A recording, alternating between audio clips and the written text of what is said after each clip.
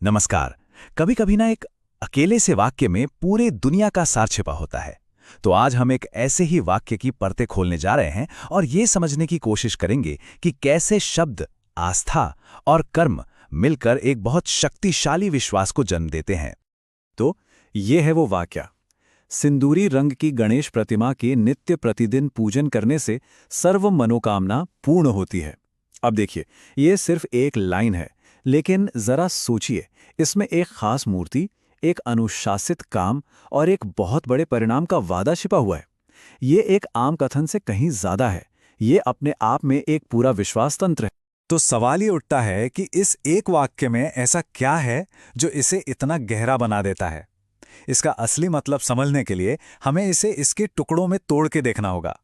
तो चलिए इसकी परतें खोलना शुरू करते हैं।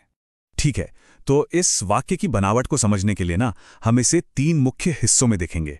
पहला, विश्वास का केंद्र क्या है, यानी कि मूर्ति। दूसरा, उस विश्वास को जगाने वाला काम क्या है। और तीसरा, उस काम से मिलने वाला फल क्या है। इस तरह हम समझ पाएंगे कि यह विश्वास आखिर बनता कैसे है। चलिए, सबसे पहले उस चीज पर फोकस करते हैं जिसके चारों ओर ये पूरा विश्वास बुना गया है, यानी खुद मूर्ति। और ध्यान रहे, ये कोई मूर्ति नहीं है, ये बहुत ही खास है। यहां पर गौर करने वाली बात यह है कि ये सिंदूरी रंग की गणेश प्रतिमा है। मतलब यहां रंग और देवता दोनों का एक खास महत्व है और यही इस विश्वास का केंद्र बिंदु है। यहां जो बात दिलचस्प है वो है इन दोनों का कॉम्बिनेशन। एक तरफ है सिंदूरी रंग, जिसे ऊर्जा और शुभता का प्रतीक माना जाता है, और दूसरी तरफ है भगवान गणेश, जिन्हें हम सब विघ्नहर्ता के रूप में जानते हैं, यानी सारी बाधाओं को दूर करने वाला। तो ये जो कॉम्बिनेशन है, ये इस विश्वास के लिए एक बहुत शक्तिशाली केंद्र बन जाता है। अच्छा, मूर्ति को तो हमने समझ लिया। अब हम वाक्य के अगले हिस्से पे चलते हैं, वो काम जो इस विश्वास को जिंदा रखता है। ये विश्वास सिर्फ मूर्ति रखने के बारे में नहीं है, बल्कि ये एक लगातार चलने वाले अभ्यास की मांग करता है। नित्य प्रतिदिन पूजन, इन शब्दों में ना निरंतरता पर, मतलब रेगुलरिटी पर बहुत जोर दिया गया है। ये कभी कभार की जाने वाली प्रार्थना नहीं है, बल्कि ये एक रोज की कमिटमेंट है। जब हम इन शब्दों को तोड़कर देखते हैं तो पाते हैं कि नित्य और प्रतिदिन मिलकर एक अटूट अनुशासन की ओर इशारा करते हैं। और पूजन का मतलब सिर्फ कोई रस्म रिवाज नहीं, बल्कि श्रद्धा और समर्पण का भाव है। तो असल में दैनिक पूजन सिर्फ एक काम नहीं है, ये एक पूरी प्रक्रिया है। इसकी शुरुआत होती है एक साफ इरादे से, यानी संकल्प से। फिर इसे रोजाना अनुशासन से बनाए रखा जाता है, और इन सबके पीछे जो ड्राइविंग फोर्स है वो है दिल से किया गया समर्पण।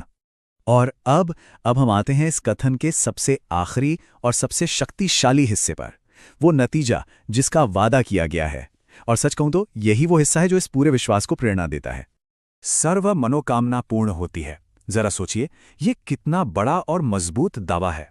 ये नहीं कहता कि कुछ इच्छाएं पूरी होंगी, बल्कि कहता है सारी इच्छाएं। मनोकामना शब्द को समझना भी बहुत जरूरी है। ये सिर्फ छोटी मोटी चाहतों की बात नहीं है, ये उन गहरी इच्छाओं की बात हो रही है जो सीधे मन और दिल से निकलती हैं। वो इच्छाएं जो किसी की जिंदगी के लिए सच में मायने रखती हैं। और फिर आता है शब्द सर्व, जिसका मतलब है सभी। यही शब्द इस वादे को एक तरह से पूरा कर देता है, इसे संपूर्ण बना देता है। ये कुछ इच्छाओं के पूरा होने की नहीं, बल्कि एक इंसान की सभी गहरी इच्छाओं के पूरा होने की उम्मीद देता है। तो ठीक है, हमने मूर्ति, काम और नतीजे को अलग अलग देख लिया है। चलिए अब इन सभी टुकड़ों को एक साथ वापस लाते हैं और देखते हैं कि ये मिलकर एक पूरा विश्वास कैसे बनाते हैं। तो अब सब कुछ मिलाकर देखें तो तस्वीर एकदम साफ हो जाती है ना? एक खास मूर्ति, एक अनुशासित रोजाना की जाने वाली क्रिया, और उसके बदले में मिलता है एक संपूर्ण परिणाम का वादा। हर एक हिस्सा दूसरे को ताकत देता है और इसी से एक मजबूत विश्वास प्रणाली का निर्माण होता है। और ये पूरा विश्लेषण हमें एक बहुत बड़े सवाल पर लाकर छोड़ देता है।